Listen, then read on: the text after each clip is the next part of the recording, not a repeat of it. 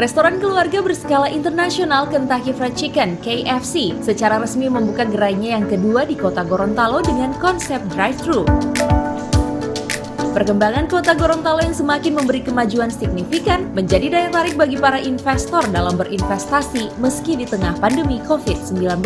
Oleh karenanya, dengan kehadiran KFC Drive-Thru, HB Yassin ini dapat memberikan manfaat bagi masyarakat, khususnya menghidupkan kembali sektor ekonomi di masa pandemi COVID-19. Keberadaan KFC Gorontalo merupakan perwujudan pertumbuhan ekonomi yang berkelanjutan dengan banyaknya investasi di daerah yang akan menghasilkan lapangan kerja baru bagi masyarakat pencari kerja, adanya peningkatan daya beli dan perubahan kualitas tarif hidup ke arah yang lebih baik. Gerai KFC yang dibuka saat ini adalah salah satu upaya untuk mendrive perekonomian di kota Gorontalo.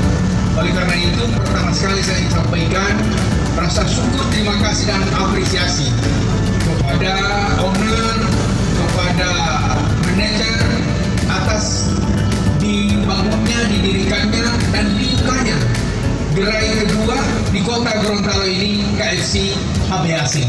Ini saya kira bagi kami adalah sesuatu rahmat dan tentunya akan memberi manfaat yang sangat besar sekali kepada warga masyarakat kota. Jangan kita melihat dari sisi adanya bahwa ini adalah pasar pasti orang Gorontalo. Kenapa dibuka gerai baru? Karena secara perspektif ekonomi ada terbuka pasar. Artinya KFC diminati dan disukai oleh rakyat Gorontalo.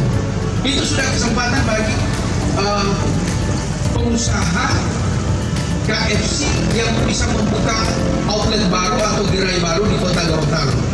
Yang paling membanggakan dan menyenangkan, menggembirakan bagi kami bahwa size ekonomi akan makin terbuka. Apalagi tadi disampaikan oleh Deputy Manager bahwa seluruh pegawai karyawan yang ada di sini, mulai dari top manajemennya sampai karyawan di bawah adalah orang-orang Gorontalo. Ini sangat luar biasa, Pak.